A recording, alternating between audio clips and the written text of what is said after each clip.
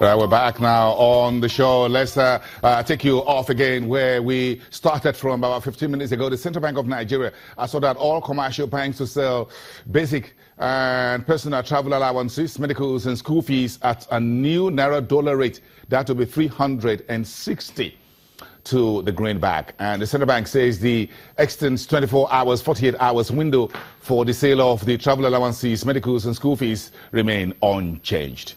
Meantime, the Paris Club scandal surrounding this money that was disbursed by the federal government towards the end of last year, December to be precise, just about 3 months ago, has run into hot waters. Those were the refunds to state governments from the deductions made over the Paris Club repayments Nigeria made in 1995 through to 2003. Now the EFCC says they've submitted an investigative document to the president, indicting the sitting Senate president, former bank CEO, and a few other individuals. Those charges have since been denied by the head of the Senate. Meantime, the Senate Committee on Customs and Excise, Uzodimma, says they're starting afresh investigations into allegations of revenue leakage of 4 trillion naira in the Nigeria customs between 2006 and 2016. And all fingers and all indices looking like Nigeria will be really out of recession this year. Bloomberg report over the weekend listing Nigeria and Ghana, two largest economies in Africa's west coast, among countries whose economies are likely to recover in 2017. And this week is very busy. 29 and 30, Local Content Development Board is bringing the Junior Oil Minister, Dr. Ebeka Chiko, the head of the NNPC, and other top individuals within the sector to speak at the first edition of the Nigeria Oil and Gas Opportunity Conference. Let's look at the market, and we're kicking that into the oil and gas space. Look at the big seven as we track them every weekday for you. They went soft last week, dragging that sector a little over 3%, and you can see the ones responsible for that on Friday. Fort Oil finished 1.29% in the red, about 0.25% haircut for Mobil. Owando lost 0.19%. The volume was quite significant. All eyes on when this energy retailer or integrated energy company will report its 2016. Some analysts are looking at a bit of a soft landing and not as much as a blistering loss that Owando has reported for 2014-2015 period. Seplat remain unchanged at 359.28. Total shaved about 0.75% at 272.90, 24,788. Take a quick look at the summary of that sector, and you see that coming right for you there. A negative 3.18% after the sell-off started around midweek last week. Year to date, that sector is about 6.3%.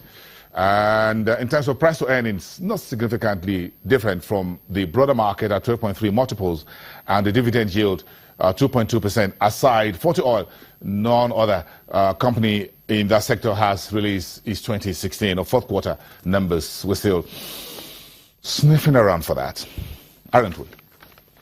Okay, so the NASD OTC Securities Exchange says is nearing completing the deal to bring at least top 8 domestic football club sides in Nigeria's Premier League onto the Unlisted Securities Exchange and the NASD OTC Securities Exchange. If you're interested in football and you want to make money on all those football matches you're watching, you better know what the NASD OTC Securities Exchange stands for. So, some issuing houses who serve as financial advisors have since been putting heads together, putting papers together, and you can see the rolling out of these football clubs there. You can take your club sides. I'm not going to reveal who I'm rooting for, but do you have it on the list there? Let me check. Well, perhaps not. Maybe it's going to get to my club side in the Nigeria Football Premier League, NFPL. Quite a lot of acronyms here. So, Bola Ajamale, the CEO of the NASD, was on weekend show, Capital Market, on Saturday, and he sat down with Temple Ashaju to discuss this. We think we should just kick and play the ball around a little bit on Monday morning. Let's listen to Bola Ajamale. Football all over the world is a money spinner. If it's run right, it is a money spinner. Could it also be a money spinner in Nigeria? Think about it this way. If you have a couple of people playing in a park or even on a driveway, after a while you see a crowd gathering to watch the game. We love football. We love watching football in this country. They describe it as religion, as a religion sometimes.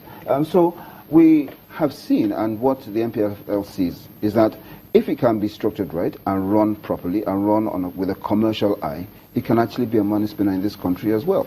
Now, of course, some of the things that have happened to football in the country is that funding has been difficult, management has been, sometimes there's some things to be desired, sometimes it's been politicized as well. And so if you run it like a proper business that has shareholders to account to, its fortunes will probably change. They'll probably have money to pay their players, even acquire better players, there'll be better training, better care for them. And so I think what the chairman of NPFL is trying to do is he's trying to raise the quality of the game, raise the level of the game, raise the profitability of the game. Imagine a stadium that is owned by a football club that you can take your family to. I mean, that already starts a whole value chain in itself. And so what we're doing is we're partnering with them to ensure that that dream becomes a reality. So expression of interest was issued out to Asian houses recently, and talk to us about the reception of financial advisors in the Nigerian capital markets. Okay, so the expression of interest was open for a week, and what LMC was asking for was for financial advisors who are registered with the NSD OTC, in other words, who know how the OTC market works and who are already players in the OTC market, for them to express an interest in commercializing or securitizing the football clubs. We think, we hear there was a pretty good response from the market, and I think they're in the process of collating. They closed 2 Fridays ago, and I think they're in the process of figuring out who's going to do what. I think their schedule next is to have a meeting in Lagos with all the shortlisted parties that they have, and then from there they'll probably start taking them to all the state governments for them to actually sign on the parties. The state governments will be the ones who will sign on the parties, but the NPFL is actually going to, the league management company is going to be overseeing the whole process of recommending and letting the state governments sign on. You're taking a very bold step at bringing these guys, these clubs on board. In fact, this is just the first 8. There's more to come according to the blueprints that you have. How much are they likely to raise on your platform, the NASD? Well, so that leads to, I think that would be best for the financial advisors to answer. Really? What I do know is that each club, it depends on what their aspirations are. So some clubs might not need very much. The requirements they'll have would vary significantly. I think some have mentioned numbers of 3 billion, some have mentioned more, some have mentioned less. So it depends on each club and what their aspirations are. Some might want to buy their stadium, for example. Others might want to just refurbish, may want to pay a lease for the stadium, or others might want not to have a stadium yet and actually have that one outsourced differently. So basically, do you think the financial advisors will have some kind of identified investors, HNIs, who will possibly be able to key into this plan? Well, for each club, and these are, remember, these are 8 of the top 20 in football in Nigeria, and they're 8 of the leaders, basically, of the pack. They all have very strong followings. Yeah, I agree.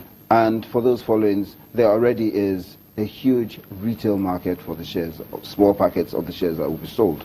Again, you then have very high net worth individuals, you have companies, you have firms, localized firms, in each of the areas where the clubs come from that are also quite eager to have a stake in those clubs. So I think it will be quite an interesting event to see. And can you possibly give us a sense of the type of offering that we will be seeing, given the fact that it's coming on NASD OTC, there is a higher level that it can also assign to? Well, what will happen, and I think the timeline essentially is that for the first of the clubs to come into the market in September. Right. There's a lot of work to be done. Some of them are not, most of them are not PLCs yet. So they have to incorporate boards, they have to convert into a public company first before they even start the capital raising process. So what is the upside? We think the first will come into the market maybe by September, and we think from that point on, it then becomes quite competitive among them, and we think the others will follow quite quickly.